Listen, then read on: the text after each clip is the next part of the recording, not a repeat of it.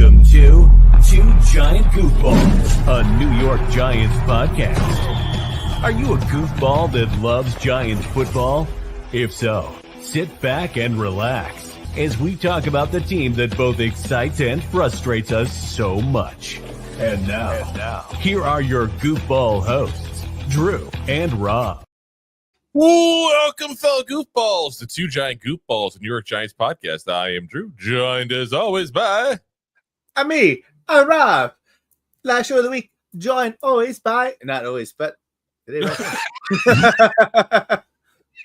You went off script. Listen, that Mario voice only goes so far. Yeah, but yeah, guys, we got here Tim from New York Giants Straight Talk Online Big Blue here join us here. His second time on the show as well. So returning guest, man. Appreciate you. I was one of your first guests. You know what? I think you were in the top 5. Like, yeah, I said I was one of your first guests. I didn't say I was your first guest. I'm agreeing with you. Oh my God! Already, you're up Giant there, show. We're already arguing over things, and it's not even Giants related. It hasn't even started yet. I was just going to tell you how the show's going to go today. Yeah. Can't go now. You've already signed up. There's no refunds. Well, as a season ticket holder, we're used to that. Yeah, basically, and based off basically having to sit through something that's unentertaining. So you're well equipped for the show. I'm always ready to go. There we go. So, guys, we got a lot of news to go over here with our last episode here prior to the very first live action of the NFL here, at least for the Giants. Some of the preseasons obviously started here, but it doesn't matter for us until the Giants start. That's when it starts. But before that, it's just us watching Daniel Jones flailing around with the Colts uniform once. That's the only difference between him and the last, 6 years. But yeah, like I said, we got a lot here to go over because we want to kind of give a refresher on some stuff that, listen, we've been very positive, I feel like, the last couple of weeks, really, which is odd for us as Giant fans. We're very negative by nature because we're used to seeing this team just implode on an annual basis.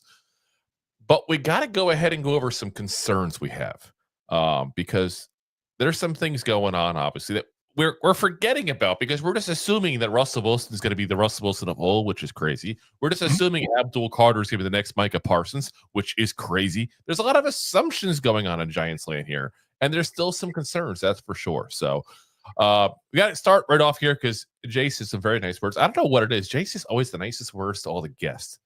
He mocks us and says the nicest thing to all the guests. That's for sure. Jay is always on the channel, always being nice. Always. I can't never say anything bad about Jay. Yeah. So that's how it is. He doesn't accuse you of maybe selling vacuum cleaners like he does Rob. Hey Tim, you want to go to the Golden Corral with me? Tim is the #1 New York Giants content creator on the planet. My favorite, the greatest. I have listened to thousands of hours of Giants content. He is the GOAT. Listen. Okay, I'm done. I gotta give you a fair warning. See you next week. See you next week. Always go on the high note. I think we know that Jay's copy and paste is officially working because he's done that, I think, with every guest. No kidding. And he says, Daniel Jones looks pretty good to me. Well, let's get you a new optician then in that case, Jay, because what did you say he was 10 of 21 or something? Like he was 10 of 21 at halftime for 144 yards and 6.4 yards per completion. So it's a standard Daniel Jones game. Exactly. Like I said, nothing has changed except the uniform. That's all there is to it. And it's not that crazy either because it's white uniform with the blue letters. Well, honestly, you see that 17, you see the white uniform, you fucking think Duke. He's like, hey, he's back at Duke. Yeah, exactly. Which is, pretty much he played bad there too as well. So, it's like I said, it's all coming full circle for Daniel Jones. That's for sure. So, I'm sure in a couple of years he'll be, a coach somewhere at Duke. Circle of DJ. Those who can't teach. That's the way it is. Again, I hate that. Like, I don't want to talk trash about the kid because he really did bust his butt for us, but it's like he's just not that good. And I think Colts fans are going to learn that pretty quickly. Washington becomes one of the best coaches in the modern NFL in the next 10 years. Listen, that's the way it is. We talked about it before the show. People forget Bill Parcells literally lasted one practice with the Lions and walked away from his NFL career. Look at guys like Bill Cowher that were like backups and special teamers. Like that's usually the way it is. Those guys that aren't that great at playing. But none of those guys were first round picks. That's true. You were true there. Also, Yeah. DJ should have been a first round pick. No. Jay says, whatever, Drew, you're Evan Neal, spirit animal, oversized and underachieving. First off, Jay, is that Evan Neal spirit animal or Evan Neal himself? I'm just saying, like, you just summed up Evan Neal's career. That's not his spirit animal. He's oversized and underperforming. I had to mute that laugh. That was just a very audible laugh right there. Oh my gosh. Anyway, guys, we do have some serious content to do besides, Jay just kissing the butt of the guest here and mocking us in the process here. We got to talk about, first off, the latest ex-Giant, not Daniel Jones. We already went off of him enough here. We got to talk about Ty Summers getting released here. We talked about earlier on this week, he had the groin injury there. The Giants have officially cut their losses and gone ahead and given him an injury settlement. So he's officially no longer a Giant. Now, for those that may not be aware of what happens with these injury settlements, basically what they do is they just come to a number saying, okay, well, you're probably going to be injured these many weeks. So we're going to give you X amount of dollars, which is what you would have made if you were on the roster that many weeks. And they just go away like they weren't there, basically. 16 games last year with us, 29 tackles. To be very frank, guys, I didn't think he was going to make the roster anyway. So why are we talking about it? Because it happened. It happened. We're going to have to talk about it. It happened. It rained the other day. It's raining right now in Florida. Do we need? Well, always rains in Florida. That's a fucking rule. Especially in the summer. That's a rule. From 4:15 to 6:11 at all. I lived in Miami. I lived in Orlando. I know all about it. That's all it does. I know you. I think you've been a Florida man for a while there. Wasn't it you that threw the gator through the Wendy's drive-through? It should have been me. I was actually there when Charles Barkley threw someone through a window at Church Street Station. Was it you? No, it wasn't me. and as I told the police that night, I didn't see anything. Saw nothing. I saw nothing. Listen, after you see a 6'7" man throw somebody through a window, yeah, I wouldn't be saying the guy was like 5'6", so I mean, it really wasn't that far. It wasn't that big of a throw. Yeah, still, it's This guy like his layup. Oh my gosh.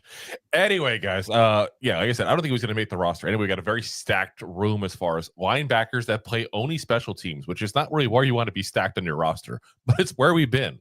Besides Summers, obviously you got Flanagan Fowles on there. You got KJ Cloyd on there, kind of plays the same there. So yeah, he wasn't going to make the roster anyway. So it's good to go. Just a good name. That's about it. Summers, Ty Summers. That's a great name. That's a good football. Fantastic name. It's like Johnny Tackle, Ty Summers. Or Utah.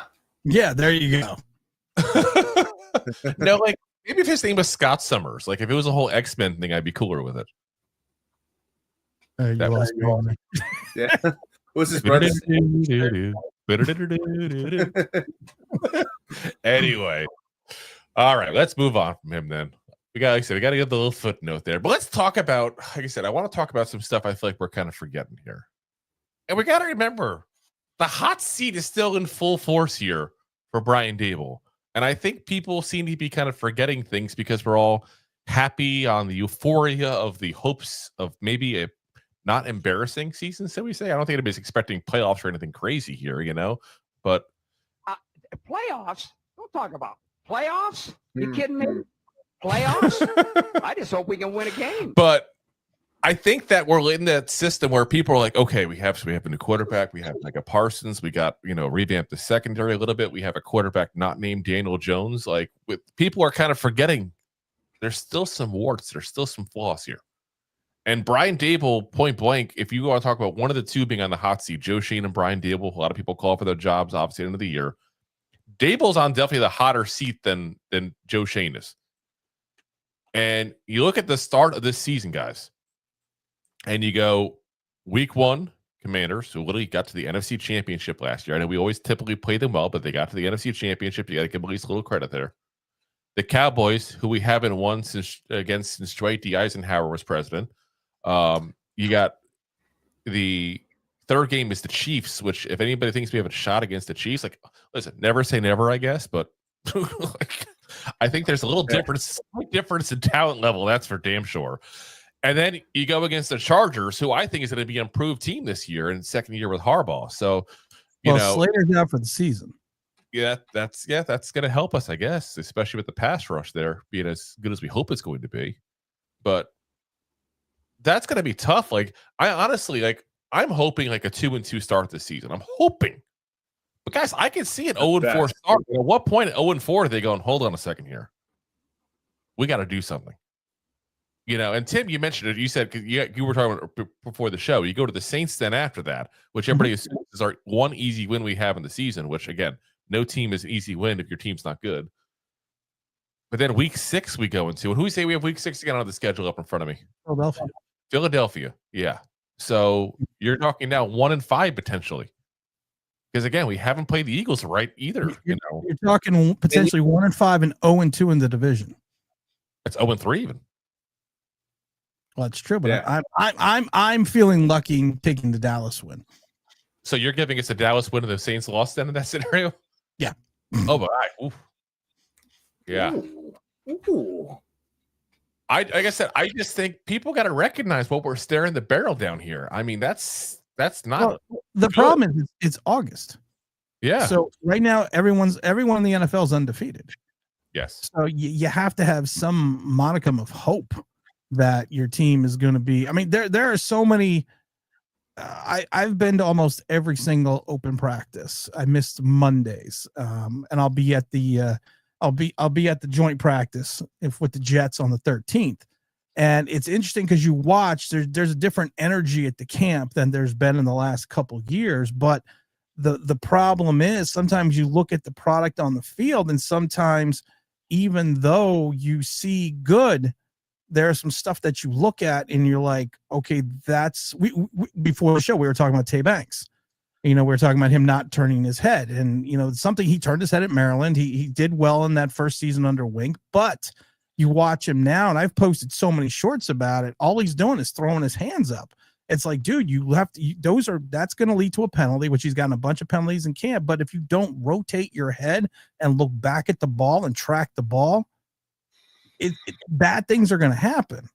So for all the good that you see, there's these practices are 2 hours long, and there's a lot of things that are good, but then you look at a lot of stuff. Jameis Winston, oh my God, I love famous Jameis.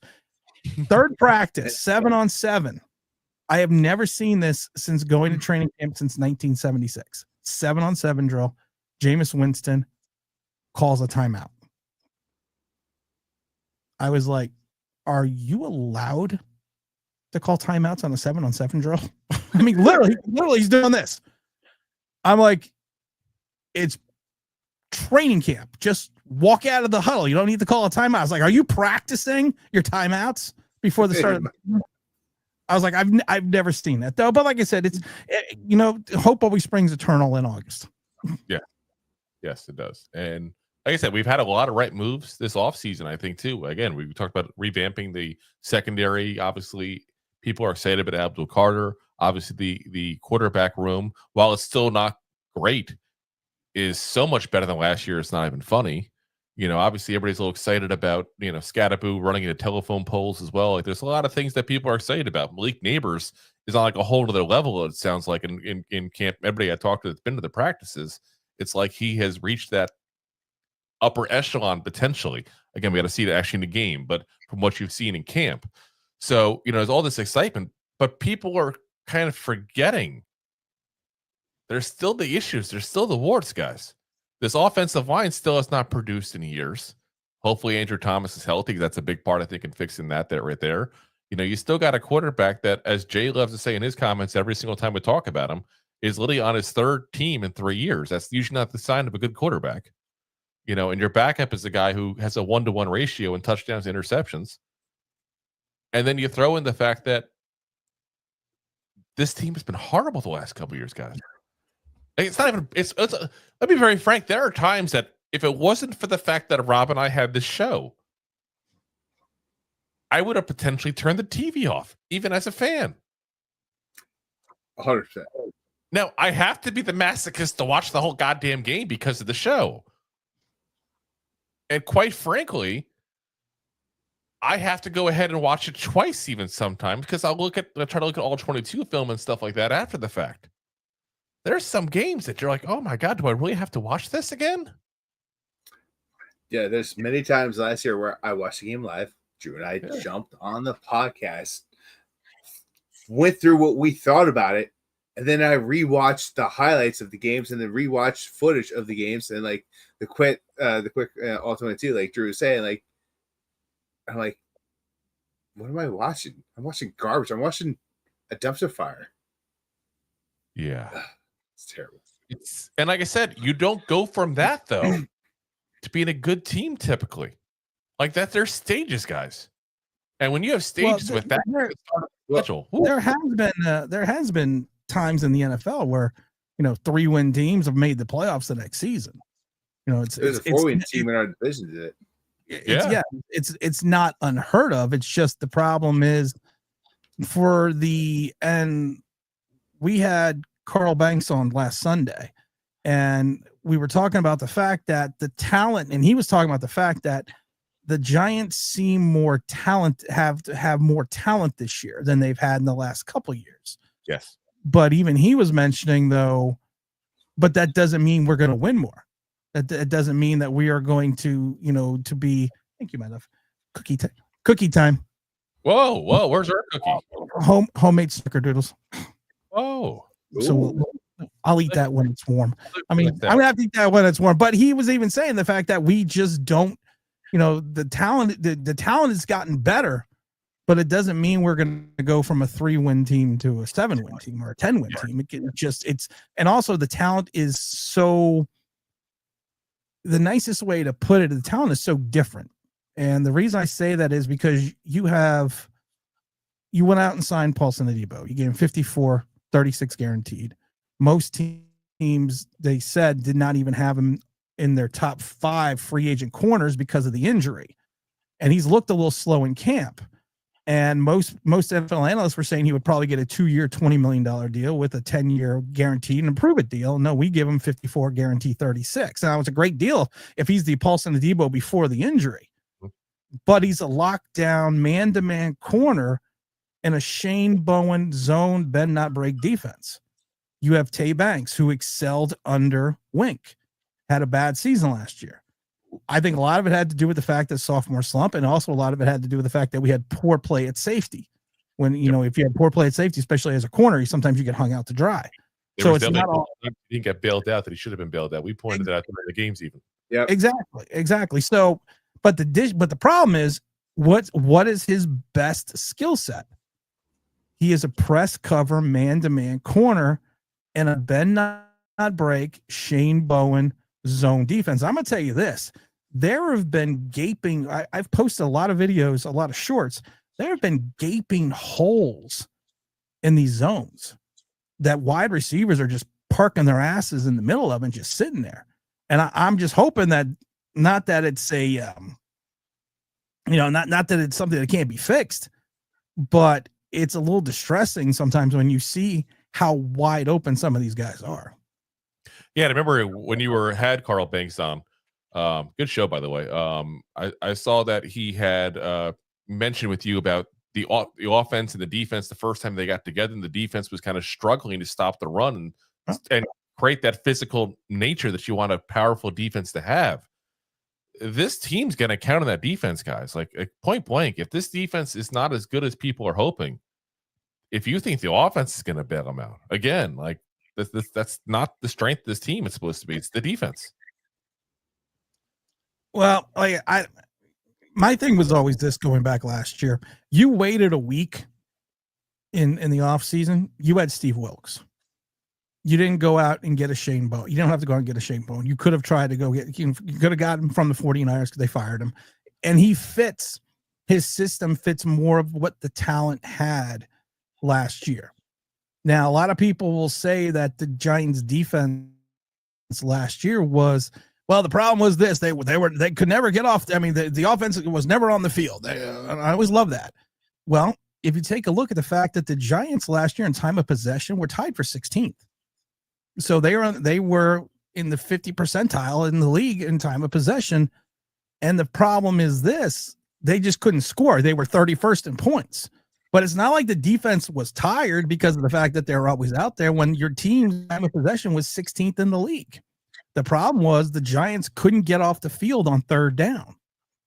And to your point, you're relying on this defense. And outside of Darius Alexander, who's had a quiet camp, and Paulson Adebo, you're counting on these guys, and you're counting on Holland to come back and be hopefully he's not going to be what he was last year in Miami because he fell off the planet. So you're hoping that these two guys that you spent all this money on the secondary, and Shane Bowen, outside of 2 years with Jim Schwartz in Tennessee, does not have a good track record with producing quality secondaries.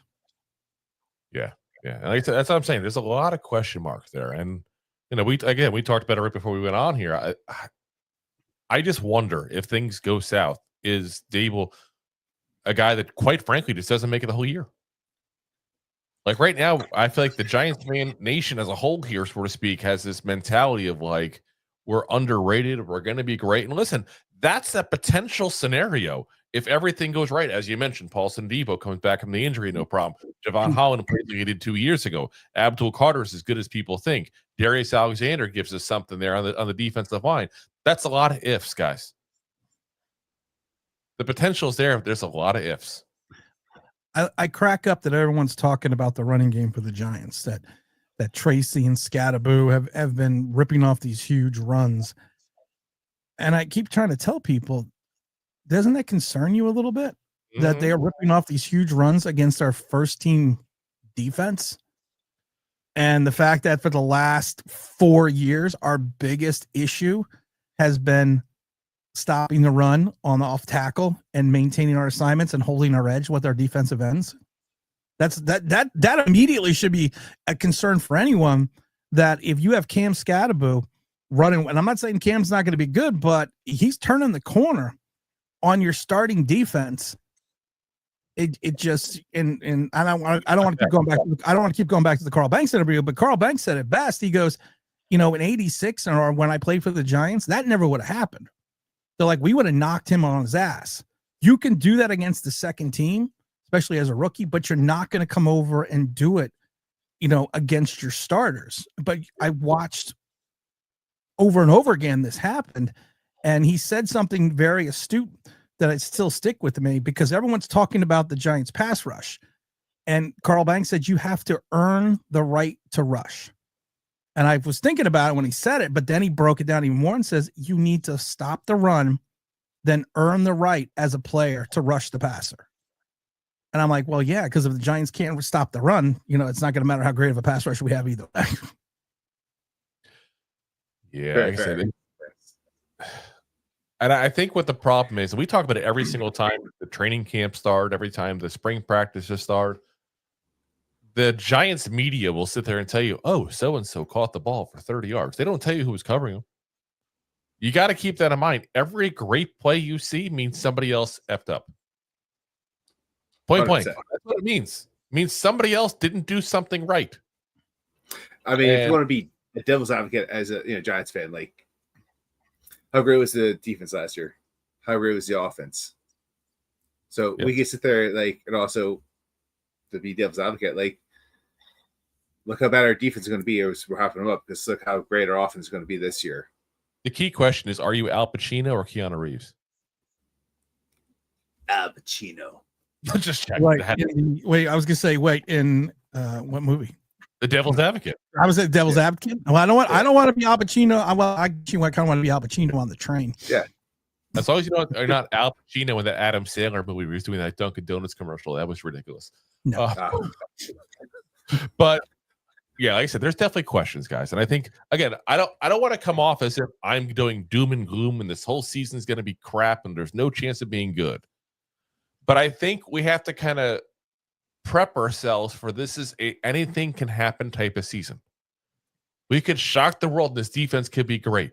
and the offense is just good enough for us to win a lot of games that are close. We could go ahead and fall apart and go like you said, 1-5 to start the season there, Tim. Like we could also start 3-3. Who knows? Anything can happen. But what I see is a lot of people falling into this trap of we're going to be great. This team's underrated, because it seems to be a trendy thing for some people right now to say the Giants are underrated. And maybe they are. We'll find out. You have to say that, especially as a Giant fan. Listen, if they're an average team and you say that they're an average team, and they play as an average team, it's almost saying they're underrated compared to what they played last year. Because coming off from what they were last year, it wasn't good. Yeah, well, any improvement is underrated. And that's what we said. We said our goal this year is just to have improvement. That's all. But we've been saying that since first year of Joe Schoen. Yes. Joe Schoen came in here during his press conference, and I'll never forget. We are going to build this team through the draft and augment through free agency. And then the worst thing that happened was a 7-2 start. Mm-hmm. No one talks about the 2-5-1 after, or the 6-11, or the 3-14, or the fact that his first draft class next year, no one may be even on the roster anymore out of those 12 picks, outside of potentially Kayvon Thibodeau if he doesn't get traded. We don't want to talk about that, because then that's according to Larry J, who was in the comments, who's a good supporter of mine. Larry, because love Larry J because he's a fucking idiot. Can I curse here? Yeah, we're goofballs. All right, Larry, you're a fucking idiot. Let me tell you why. Happier as an Eagle fan, you know what? Yeah. Eagle fans have gone to how many Super Bowls and won how many in the last 7 years? Eagle fans are happy right now. They got a 2,000-yard rusher who came over from the Giants and then won a Super Bowl.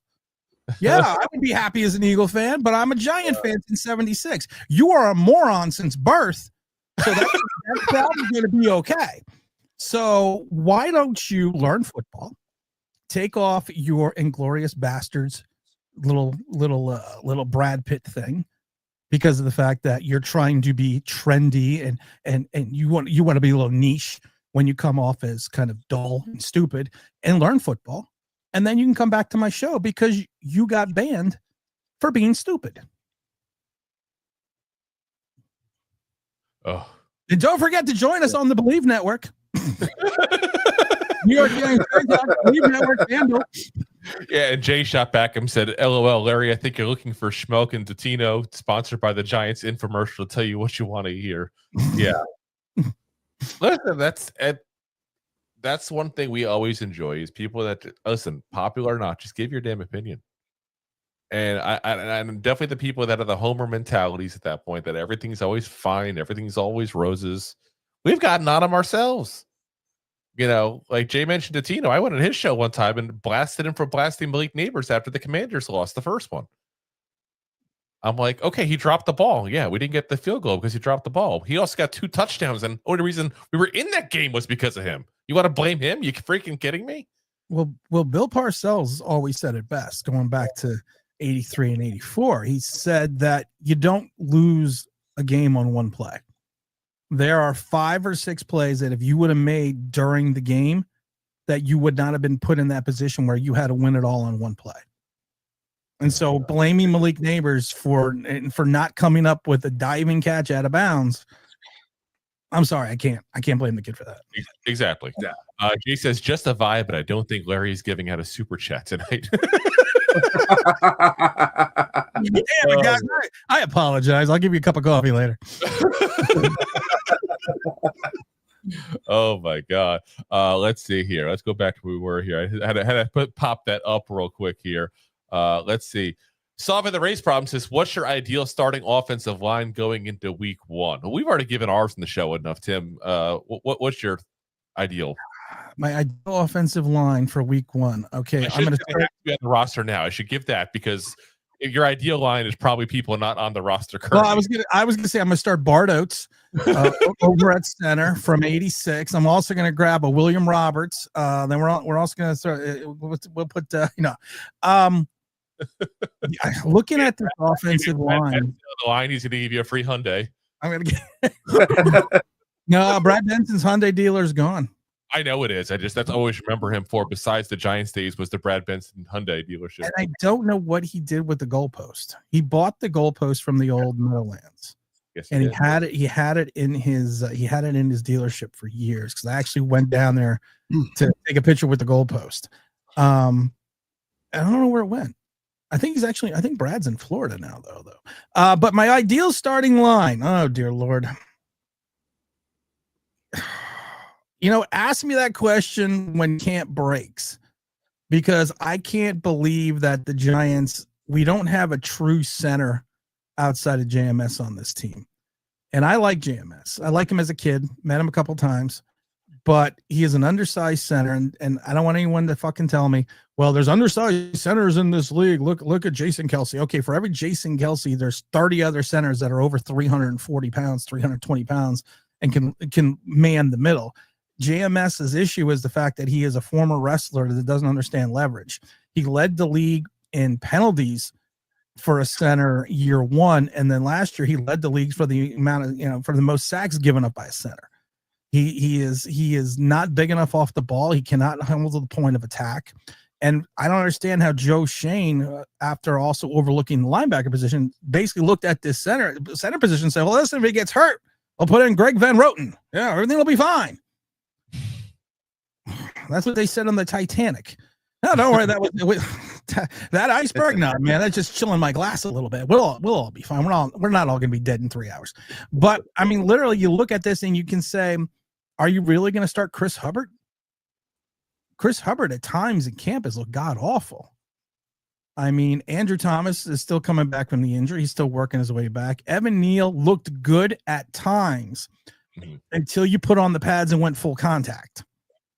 Then things kind of changed. I mean, this offensive line, Russell Wilson is 36. He will be 37 in November. It's not like we're I love it till the day we signed Russell Wilson, I was on this place called this thing. And because you never want to say it, because then it takes you out of the analytics on the other thing. But I was on this thing called this, and someone posted, we got Russell Wilson. And they showed all these highlights. And I'm like, wow, look at this. Look at this. And I'm looking at the highlights and go, that's Will Wolfark. That's from his rookie season.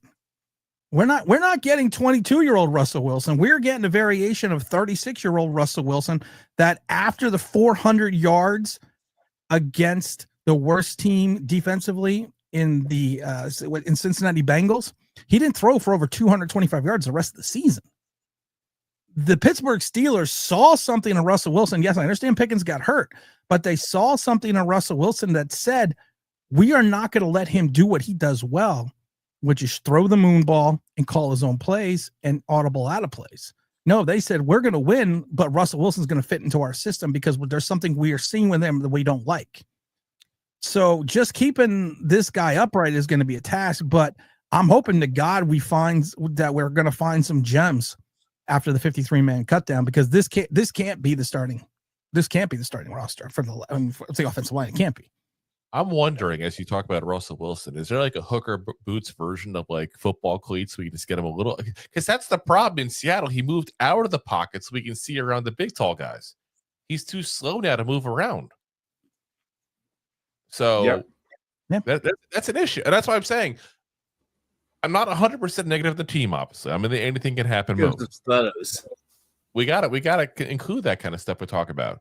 And then Rob and I have talked about it plenty of times. Our ideal five is, again, based on what we have right now, is the same five as last year, except we would love it if Evan Neal beat out Greg Van Roten, just because it kind of validates the pick, and he's got a higher ceiling than Greg Van Roten, obviously, because of the age difference and the pedigree and all. And then Greg Van Roten's there if JMS flounders like he has the first couple seasons there. And you got at least that, but it's not, like you said, it's not ideal. It's just the best scenario of what we currently have,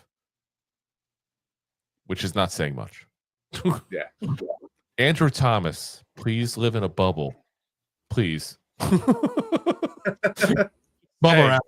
But seriously, because that. If you look at the guys, we said it before the show. It's if you look at that's last season at offensive line. We were basically ranked as like an average offensive line until Thomas went down. And then all of a sudden we just dropped like a freaking rock. He solidified that offensive line like you would not believe. If we lose him again, And I say again because we've lost him multiple seasons now. And he's not even again because he's not even ready yet. Yeah, we're still he's hoping hoping to be ready. Yeah. Oh, He's hoping. Rob. He's hoping and what? Rob's leaving us in suspense. God damn it. Rob, well, this is now the Drew and Tim show. We can finally get rid of that Rob guy. There we go. Now I'm Rob. I can be Rob. I can do my best Rob impression. It's like I prepared for this scenario. You always prepare for the best and expect the worst. Exactly. See, there you go. See, let's see here. As Jay says, no more Juan Miguel Mitch, please. Salvador's plan with athlete's been a major disappointment. No upside. Jay says, I can't get the Vita Vea power bomb out of my head. We already did that one there. Let's see. Do you want me to go off of Larry again? You want me to go off? No, you're good. I think Larry's probably exited the building by now. I could go off. The chef says, I believe, but watch this camp. And what I love, by the way, is having the nickname the chef, but having a dog as a picture, because it's reminds you of like a Disney movie, like a Ratatouille thing. I'm just picturing like a dog in a kitchen now, making a sandwich or something. Solving the race problem says the Giants have been unwatchable for a majority of the past 2 seasons. Yes. There's nothing else to say, but yes. Right. But we're going to defend that. No. Yeah, I'd love to. Okay, now we'll move on. Jason Tim said the day that none of the 2002 or 2023 draft class will be resigned. If you actually take a look at the draft classes, 2022, 2023, there is a possibility that Joe Shane's first 21 picks within the next 2 seasons, none of them could be on the team. Yes. And it's scary because, like I said, we talked about it earlier. Joe Shane came in and we're going to build through the draft and augment through free agency. Okay, well, your building block draft, which was, like I've said it before, because Joe Shane and that great interview after that first draft, some people call me a genius, but how can you screw up 5 and 7? Well, you did a good job. You kind of did. I mean, granted, we were all happy at the time. I'm not trying to like Monday morning quarterback that. Like, I thought it was a great scenario. We got Evan Neal and Kayvon Thibodeau. I was happy, but I don't have access to the same things that Joe Shane does. So I'm going to hold him to a higher standard than I hold myself. Well, yeah. I think that's fair. But people forget that. Like, oh, well, you were happy. Yeah, I didn't get a chance to sit down with the guy, though. I didn't interview him. I didn't go to the combine. I didn't go to his pro day. I didn't bring him in twice, to have him go through the film. No. Quite frankly, Evan Neal, the biggest thing I've had with him, obviously, is his mental meltdowns he's had towards fans and calling us burger flippers and all that kind of stuff. Like, don't tell me there was any signs that he wasn't mentally strong enough for New York. Well, if you take a look at the Evan Neal, the comment that he made, and I always tell people this, everyone remembers the burger flipping comment, but no one really remembers the rest of the interview. No, because right before the burger flipping comment, he probably should have stopped there. He said that, and I thought it was very astute. He's like, I could have 40 plays and 35 of them, I could do everything technically correct. But all people want to talk about is my 5 bad plays.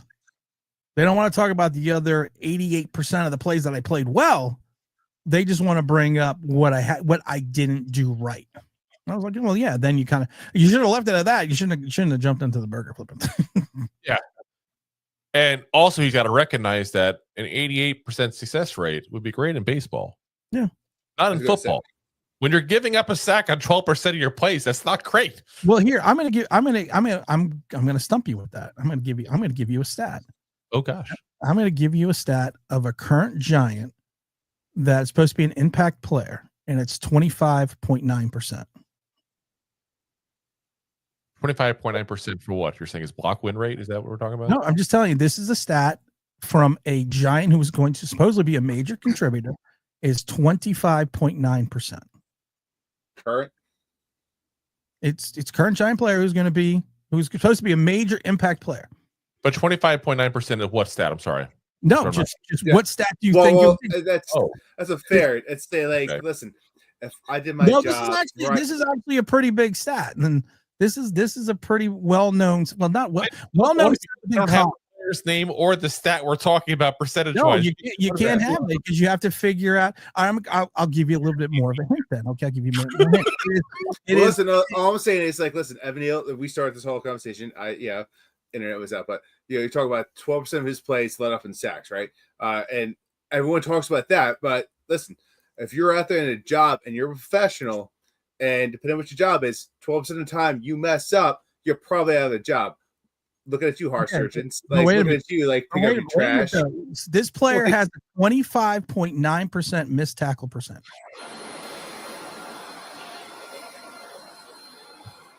Missed tackle percentage. Okay. So missed tackle percentage. That means that one season they missed 25%, almost 26% of their tackles. Micah McFadden?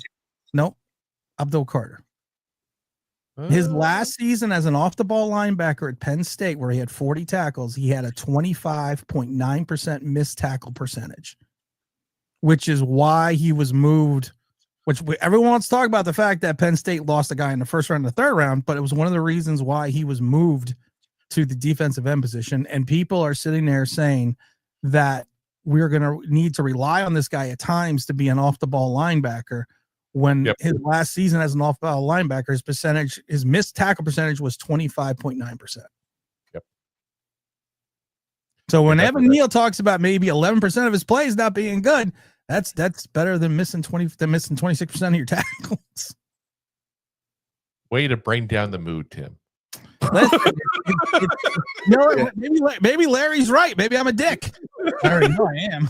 Well, the season's over now, guys. We'll see you next year. The chef says there's too many reports about how he meant fast and explosive this team is. There's reports every year about that. That's the problem. We forget it because it's been a year. That's what it boils down to. Because every year we all fall for the same BS. He says this team will win 10 games. They have powerful impact players. I hope you're right, man. I really do. Listen, I hope we win 17 games. Of the tackles. I hope we win 19 games. Listen, I hope, I'm saying, like, let's go ahead and break that Dolphins record and go be the first undefeated team to go win the Super Bowl. Like, don't confuse what we hope and what we think. There's two different things. Yeah. We try to think with this. We don't want to think with this. This is going to come out sometimes, but you got to think with this.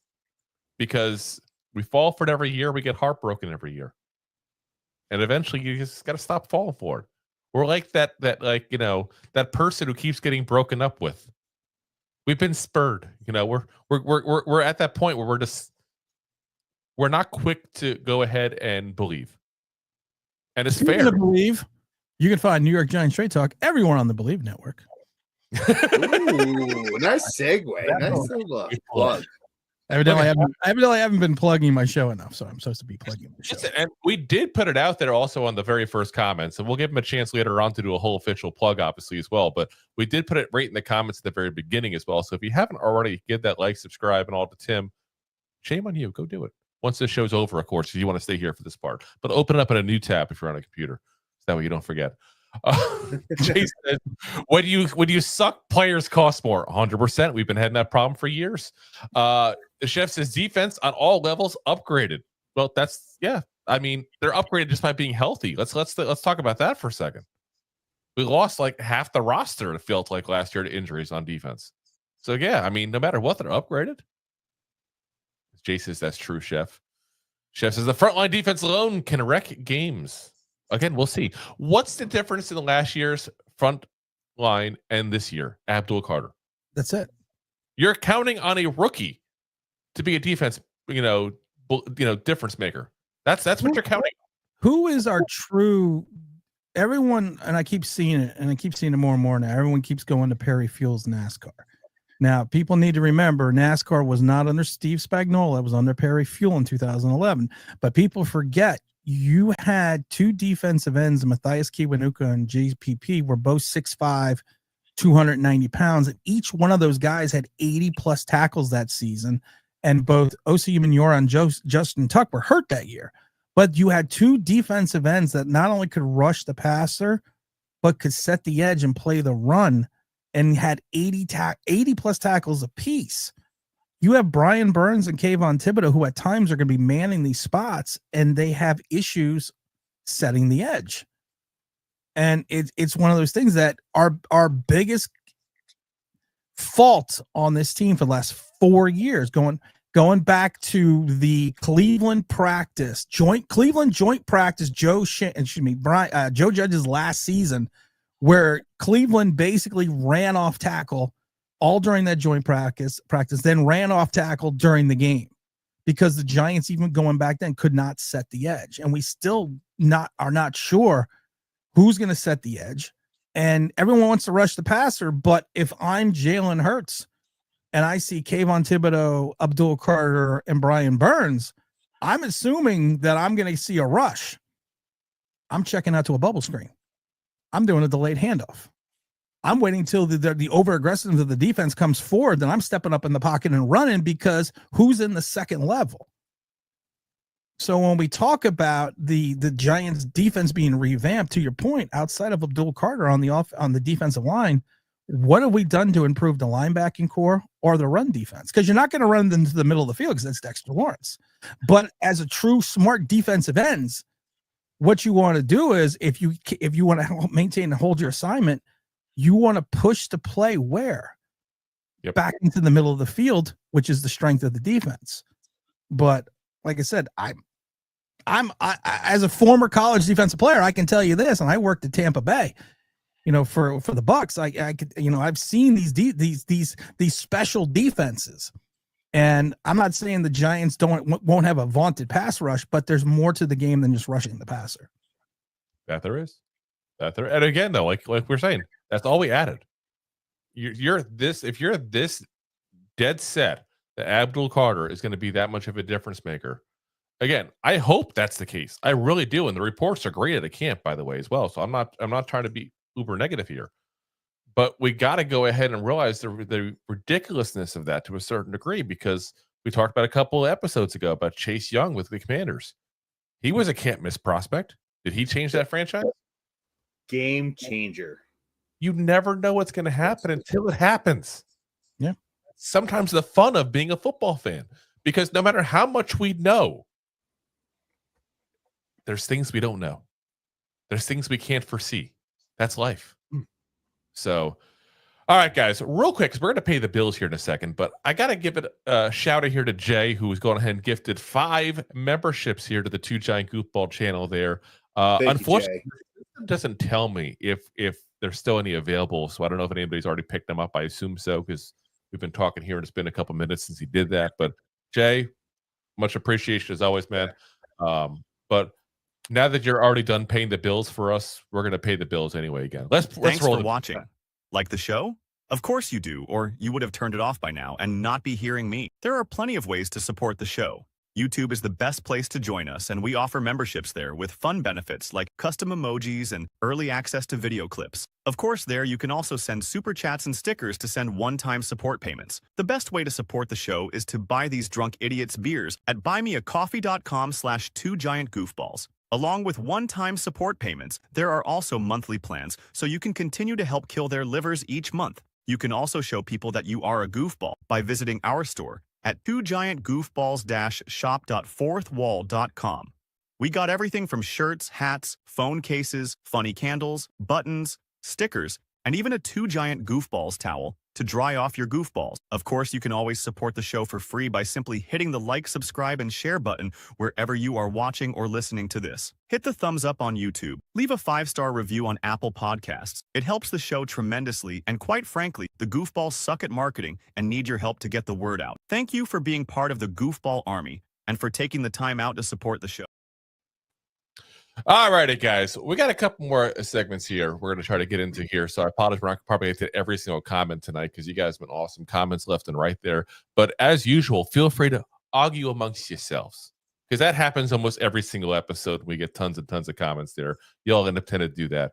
And quite frankly, it's enjoyable for us to double task and talk about the topic at hand while watching you all argue in the comments. So let's get into a crazy article that I saw here where Nate Davis of the USA Today said that we're going to be 2-15 and literally the worst team in the entire NFL. Now, we've talked about all the issues with this team. We've talked about all the positivity with this team as well. We've talked about it both. But do we really think that it's going to be a 2-15? That's absolutely craziness. So here's what he said. He said, a team coming off a 3-14 season somehow draws the league's toughest schedule based on opponents' 2024 win percentages. So much for competitive balance. This record prediction isn't indicative of the young talent on the roster, including wide receiver Malik Nabers, left tackle Andrew Thomas, rookie outside linebacker Abdul Carter, and others. But it's very hard to find wins on the schedule or expect Russell Wilson will enjoy a renaissance at age 36, especially when pressure to play quarterback of the future, Jaxson Dart, as the season wears on, is only likely to incrementally grow. 2-15, guys. It's a little brutal. 2-15. Oh my God. Like, that's sad, right? Like, that's where we're still at. People still think that. And, you know, again, imagine the scenario where hypothetically that happens. And again, that's worst case scenario for us. And you can give a worst case for every single team. You know what I mean? Like, that's life in the NFL preseason here. But imagine that scenario, and we'd have the first overall pick. And imagine that, and then Arch Manning decides to stay at Texas and crushes everybody's hopes and dreams. Which, again, the kids played like 5 games or whatever to Texas stop. But anyway, imagine that kind of scenario happening. Like, the fan base would have a full meltdown. Like, we'd have to get rid of Jaxson Dart and Josh Rosen, as I've already said to you guys multiple times, is an actual scenario. Considering all these quarterbacks that are supposed to come out next year. Again, we'll see. They've got another year to play in college. We'll see how good they really are. But 2-15, wow. I'm telling you guys right now, if that's it, if we have a 2-15 season, we're definitely going to get better help to sponsor the show. Did anyone think Giants were going to be a 3-win team last year? No. Vegas had us at 7 last year. FanDuel, the greatest online sports book, sponsor of on the Bleed Show, has us at 5.5. I mean, I think, but you think about it, FanDuel. How if you take a look at this, how much different is a 2-win team from a 5-win team? It's really not much of a difference. So could there potentially be a 2-win season? Sure. I don't think there's going to be a 2-win season, but because everyone in our division is playing the same schedule we are, and then we have to play inside our own division. Thank you. I've been preaching that since their schedule got released. So, I mean, you're not wrong, and like, I already know that. Let's go back to 2022. All right, we go to the playoffs, right? We go back to the playoffs, right? 2022. Like, there's a lot of games that we skated by to get into. It wasn't that far off from last year. So, like, you talk about a 2-win and a 5-win. Like, let's talk about a 9-win and a 3-win. Like, there's a lot of games that was broken down by less than 3 plays that made a big difference. You got to remember that season was a dichotomy of 2 seasons: 7-2, 2-5-1. We started 7-2, we finished 2-5-1. If Barkley doesn't run wild in Tennessee and they don't miss the field goal, that's a loss. If there's not two bad penalties in Jacksonville, which are called in the Jacksonville defense, that negated Daniel Jones interceptions on their side of the field, and they don't get stopped at the 1, that's another loss. There's so many games that the Giant. I always make the same joke. The football is shaped the way it's shaped for a reason, and you don't know which way it's going to fucking bounce. Sometimes for an entire season, it bounces your way, but then sometimes you hit a point like the Giants did that year. You start 7-2. You really probably should have been 3-4 at best, but then the football stops bouncing your way, and then you go 2-5-1.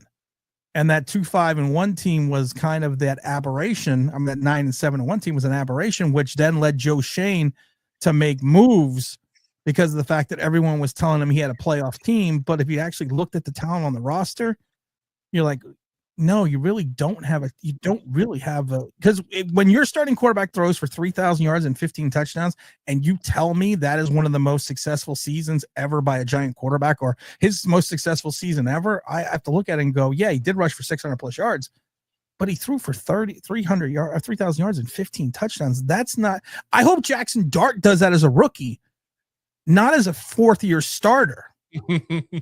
You're not wrong, but you're also proving my point. Like, that's how close were those wins that we got that could have been losses. And same thing would happen last year. How many of those losses were really close where we could have won a game if it was a 3 plays difference? Like, you sit there and make the difference. Like, no, because our quarterback situation last year was so horrid. That's easy to say now in hindsight, but if we had better quarterback play, would we have won some of those games? Yes. But who brought the quarterbacks in to this team the last 3 seasons, going on 4 years now? Joe Schoen. So it's at the detriment of Joe Schoen for not actually. Anyone that thought Drew Lock was going to be the answer because he could dance on the sidelines, because I kept seeing the videos. Well, look, that white boy can dance. Yeah, but too bad he can't throw the fucking ball. But he can if you want. Only against the Colts. Only against the Colts. Yeah. 14 missed tackles against the Colts. Colts had 14 missed tackles. Yep. Which the Colts will now beat us this year and going forward. The Colts were actually driving to come. I was at that fucking game, and I hated it because it was like what was it, December or January, and it was like 78, 80 degrees. It was a beautiful day. The Giants win, and I'm sitting there going, "We are so fucking stupid." I'm just saying, like, listen, there's a lot of difference. Like, when you're like a really bad team and an average team, to just being an above average team, it's a big swing. It's a couple plays of a difference. And yeah, we can say in hindsight, yes, the quarterback play was terrible last year. We can say in front side last but year. Good. I mean, front side hindsight. No, but at the end of the day, like, are you talking about you're going to start? Who was the quarterback, the fourth string that we had to start last year? DeVito? Oh, no. Would it be? Oh, what's his name? I'm trying to remember his name now. That's a bad one. Because Locke was out and DeVito is down. Boyle? What's his face? Boyle. Like, yeah. Are you going to tell me in hindsight before the season started that Boyle was going to start a game? I could have told you in hindsight before. No. Like, yes, the quarterback room was terrible, but if DJ played that game over Boyle and it was a close game, like, he may have won. I'm going to tell you something in hindsight right now. In hindsight, could I have told you Daniel Jones was not going to start a full season last year? Yes. In hindsight, could I have told you that Daniel Jones was probably not going to be the answer? Yes. In hindsight, could I have told you that Tommy DeVito was not an answer at quarterback, even though he won 3 games previously? Yes. In hindsight, could I tell you Drew Lock was not the answer at quarterback? Yes, because I told everyone all this on my show the entire preseason. And I kept telling people over and over again, this is going to get ugly, and it's going to get ugly quick because of the fact that we don't have on our roster what we like to refer to as an NFL quarterback. I've said all along. What was your hindsight? What happened in 2022? In 2022, my hindsight in 2022 was that Daniel Jones. In hindsight in 2022, I had us as a 7 to 8 win team. And what is the difference? There's not much difference between 7 to 8 wins than there is 9 wins. It's how the ball bounces. You're literally talking a difference of a couple yards. That's it. I mean, literally a couple of yards, because you got the Tennessee game, you got the 1 yard with the Jaguar game. You can easily say 3 yards. There's 2 losses right there. And then you also have to remember, what the funny thing about that season that was 2022, and I keep telling people forget the Washington tie. Yes. And I was at that game. We still hate John Feliciano for it. That damn taunting play. And no, it wasn't even that. The last 8 minutes of the fourth quarter and going into most overtime, they didn't let Daniel Jones throw the ball. They literally, I've never seen this since 1976, watching the Dallas Cowboys beat the Giants in the home opener of the Meadowlands. I have never seen a team so afraid to allow their starting quarterback to throw the ball against a divisional rival in a game that you need, not only for the playoffs, but within the division, that they did not let him throw the ball for the last 7 minutes of the fourth quarter and most of overtime. I was standing by the sideline. Joe Shane came running down the tunnel during the overtime, and I showed the video on my channel a bunch of times. He's running down the tunnel because he thinks he's going to win the game because we're driving. He thinks he's going to win the game. He thinks we're going to kick the field goal. Thinks we're going to win. And then at the end of the game when we tied, he's running back up the tunnel, and he's you can see it. He's saying, "I cannot believe we lost this fucking game." And I was thinking to myself, and I didn't think about it at the time. I was thinking to myself, "Well, Joe, you tied. You didn't lose." But then I'm like, "Oh no, wait a minute. Technically, yeah, you did lose because you lost a game in the division." Yep. So I have never seen in my history of watching football, a team not allowed their starting 3,000-yard, 15 touchdown quarterback to be the person that is going to be the person to drive them into the end zone. I hope Russell Wilson, you take the shackles off him like they did in Pittsburgh and let him do whatever he needs to do, because it can't be any worse than what we saw for almost 5 seasons. Or if he gets hurt, damn well there's no shackling Jameis Winston. He will throw to whatever team he wants to, goddamn it. He will, and that's chuck at the that was goddamn my ball. thing of last year. That man will throw 8 touchdowns a game. She just don't know who or what team. Just four of them to the other team first. Yeah, 100%. At the very least, It entertaining. could be 5. It could be 5 to the other team. You don't know. The whole entire game is just. I love my famous Jameis stat. It's going back to Tampa in his last season when they went 7-9. He threw for 5,000 yards, 33 touchdowns, 30 interceptions. He was so many NFL records. He was the only. I love this NFL record, and I don't think it'll ever be broken. He is the only starting quarterback over 400. I think it was 400 throws. I'm not sure. He was the only starting quarterback in NFL history to never throw a ball out of bounds during the season. Yeah. I was like, I didn't believe in it. Well, I was like, that is like, you should just be in the Hall of Fame for that. That you threw for 5,000 yards, 33 touchdowns, 30 interceptions, and you never threw the ball out of bounds. Not even by mistake. That's impressive. All right, guys. We got one more topic here real quick before we got rapid fire with Tim here. Got to talk about ticket sales. Because apparently, shocker, the team sucked and ticket sales are down. Who would have thought? Who would have thought those two things go hand in hand? So the last couple of years, the Giants have made it easily into the top 5 of ticket sales in the NFL. They were 4th in 23, 5th in 22, 4th in 21. This year, they released the top 5 teams in ticket sales. The 49ers, number 1 at 176, which apparently they jacked up the price for the 49er fans, and that's part of the reason why that happened. Dallas at 136 million. Philadelphia at 130 million. Denver at 129 million. Miami at 127 million. The Giants did not make it. The largest market in the entire U.S. We didn't make it. Now, was it the bad play? Yeah, probably had a good part of it there. I'm going to say this, though. I agree that bad play is going to be part of it there, where anybody thinks that. I'm still blaming the goddamn stadium, the Vanilla Dome.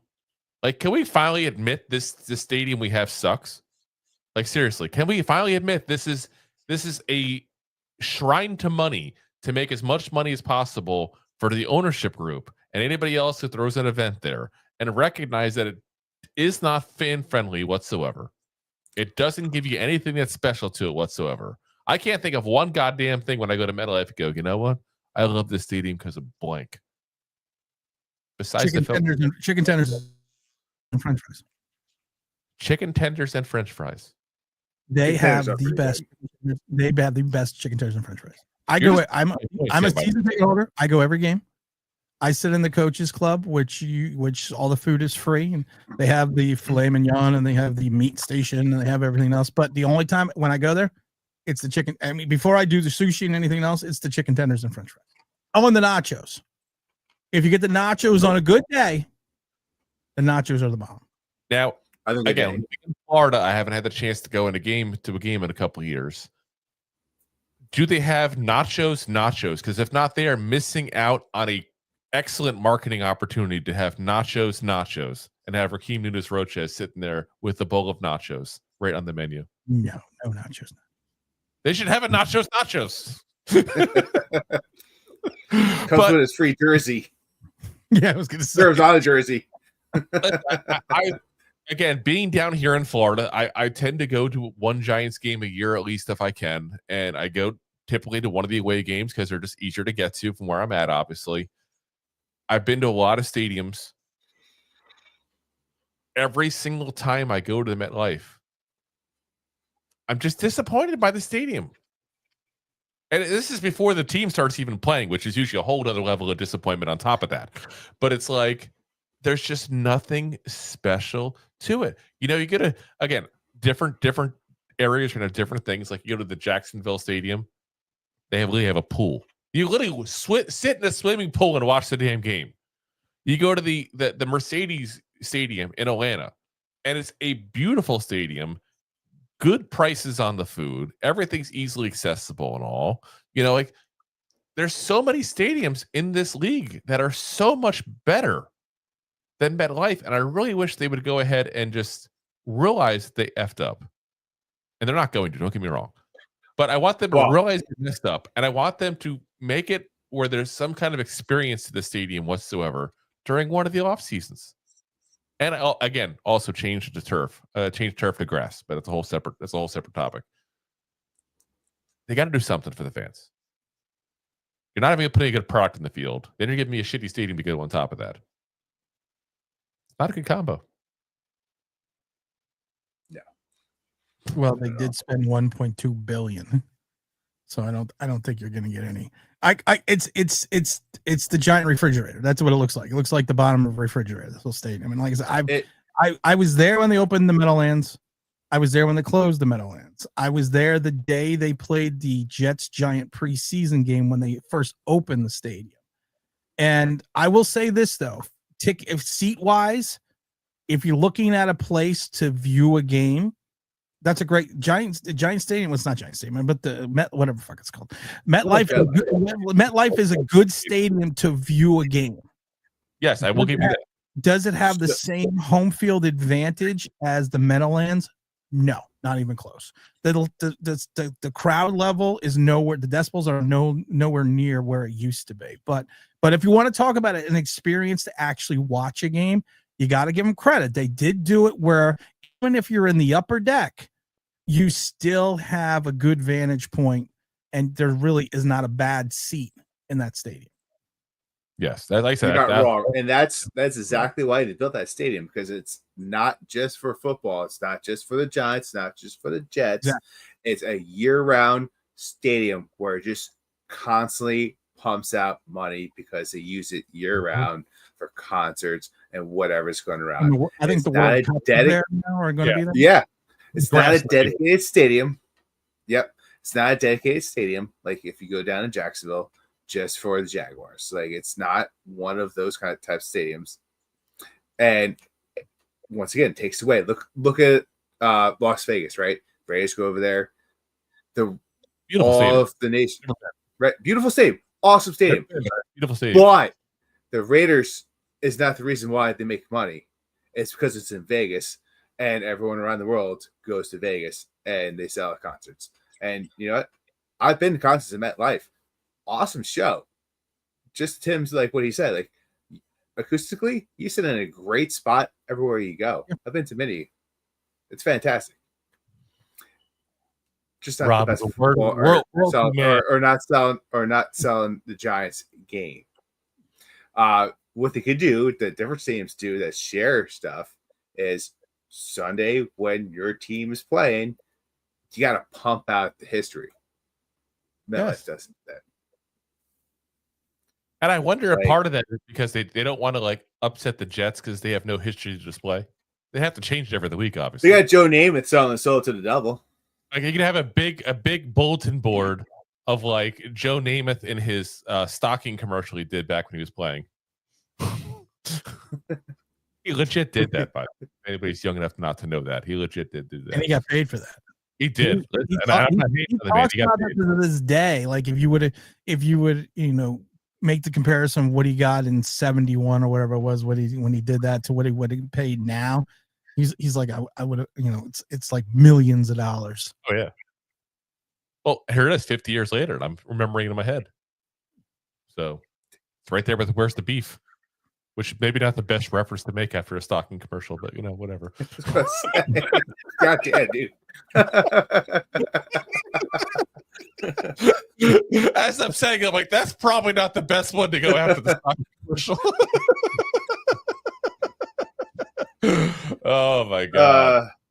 All right, guys, let's get into the rapid fire section here with Tim, because this is always a fun thing we started doing now the last couple of weeks. We're starting with Bobby Skinner and now on to Tim here now 2 weeks in, because we've had like 5 or 6 guests now the last couple of weeks. Now we've been our season for guests now.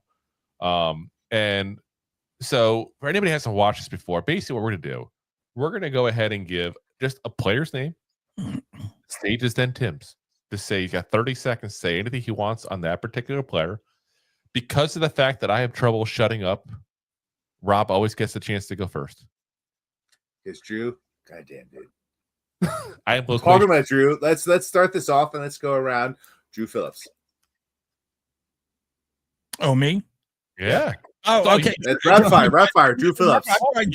That's easy. Drew Phillips. Last year, 80% completion percentage against him in the league. He also has the plethora of tackles. Hopefully, he's going to learn how to cover more and get off the field on third down, because you cannot be proficient as a corner or a slot corner when you are having 80% of your passes completed against you. So he looked good in camp, but we have to see if he progresses in year 2.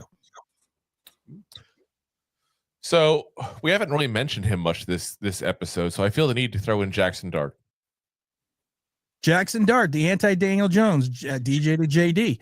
Jaxson Dart comes out of college, has a plethora of issues in reference to being a Lane Kiffin quarterback, where you only have half the field available to you, and your first option is a pass that they tell you is. Your second option is to run. Your third option is there is no third option because you're not allowed to audible. Will he be able to scan an NFL field? We have to kind of wait and see, because scouting reports from when he first came out of school all said the same thing. Nice arm, but will he have the ability to scan an entire NFL field? Good. Cordell Flott. Shouldn't even be on the team. Wow. Boom, Drew, right to you. That's damn. Bobby Okereke. Bobby Okereke. Everyone talks about Tay Banks dogging it last year. People seem to forget there was at least 6 or 7 plays that if you watch, especially against the Eagles, Bobby Okereke had a straight line to the running back. He decided to stop running in the midfield. I always wondered, if the running back fumbled, the running back tripped, and the ball came out. Why is Bobby Okereke not the trailer? Needs to step it up. Last year, he had what I like to refer to as the Blake Martinez second-year slump. Going into year 3, he's going to be a viable option, because we did overpay him by $5 million 2 years ago, which was set by the market of Chicago Bears when they signed the other 2 starting off the ball linebackers. Man, what if he's got Pokemon cards at home? Or right? He might need to. Maybe. Let's go Wan'Dale Robinson. Wan'Dale Robinson came out of Kentucky. First thing I said about him when we drafted him in the second round was, you get pulled down from behind the Kentucky, you're going to be 2 yards in a cloud of dust, which is what we have seen. He only received the ball at least 3 yards off the line of scrimmage. His yak was terrible. Quietest 90 reception season that I have ever seen. If you take a look at the way he catches the ball, to this day, it still does not look like he has the understanding or the ability of how to catch a ball in the NFL, which will allow you to generate a yak. Yes, you could talk about the poor ball placement, the quarterback play, but if you cannot take the ball into your body like you're supposed to and catch the proper way, Wan'Dale Robinson is always going to be 3 yards in a cloud of dust. I'm going to give you a positivity layup. Dexter Lawrence. Sexy Dexy. Top defensive tackle, top 3. That's all you got. But I'll tell you this, I'll hit it right back to you. You take a look at the way he plays. Is he an Aaron Donald? No. Is he a Chris Jones? Probably not. And I always say this about players like Dexter Lawrence. While he is a great proficient player for the Giants, would he be at the same level and thought as the same regard on a different team that had better talent around him? Interesting. Nice. Let's go Andrew Thomas. Andrew Thomas, if he could stay healthy, Scarecrow had said it best. If I only had a brain, Andrew Thomas says it all the time. If I can only stay on the field more or less than 11 to 12 games, he is the linchpin of the offensive line. We watch the offensive line have a little bit of a sputter when he's not in it. You take a look at the time when he finally got going, which was in year 2. He has been nothing but proficient, but there's, proficient means nothing, and being efficient means nothing if you're not on the field. Best ability is availability. Exactly. That it is. All right. One more for each of us, and then it's time to head on out here. So we got to make this one count, Rob. I'm going to give him, because I want Tim to level some people on this one. I think he's going to do it. A guy that has been hyped up by the Giants offense, Giants front office specifically. Darius Muasau. Oh, Darius. He's the Mike. He's going to be the Mike. He is a linebacker, of course, came in later half of the draft, was played out of necessity. I don't see it in camp. Haven't seen him be proficient in that center field position in reference to being that middle linebacker. He's not going to be an outside linebacker. He's a little bit too slow. He needs to find the ability to stay on special teams, and he's going to need to have a better understanding of flowing to the ball and not getting lost in the sauce in the middle of the field against the larger offensive players. All right. That's one. It's a sign from my old man. He's in Prescott Valley. Scatterboo. The Scatterboo, the Caribou, coming out of Arizona State. 500 plus carries his last 2 seasons, but he also had 10 fumbles. You also have to take a look at the opportunity of the competition that he has played in. Was he going to be where he was during the draft? I think he fell into the right spot. Is he going to be able to turn the corner against NFL defenses? Ran a 4.7 at his combine, which was an unofficial 4.7 because of the fact that they didn't show him running the 4.7. He did not run at his NFL. He read that as his pro day. He did not run at the combine. Can proficiently catch the ball? Yes. Will he be able to pinball off players? Is he a Marshawn Lynch? No. Can he be that thunder and lightning? I think so. Is he a north to south back? Yes. But he's going to have to find his spice in the passing game. All righty, guys. There you have it. So, Tim, before we head on out here for the night, do me a favor. You gave a couple mini plugs. Give the full-on plug. Give everybody where they can find your stuff at. Of course, we're everywhere on YouTube, which we have been for years, which we were online Big Blue, but we transitioned to New York Giants Straight Talk. We just cracked over 3 million views just the other day in the last 4 years. So we're very excited about that. I want to say thank everyone that. We're on the Believe Network, which you can find every place that podcasts are found. Believe Network also has the likes, which was one of their first shows, which would be Believe in the Giants with Bob Papa and the venerable Carl Banks. So we've been now 2 months into the Believe Network. So if you want to find us any place on YouTube, you can also find us any place you see the podcast. Also want to give a big shout out to FanDuel, because FanDuel is a partner with Believe and on the line Big Blue and New York Giants Straight Talk. Just remember, New York Giants 2.5-point dogs right now on FanDuel, #1 sports book in America. There we go.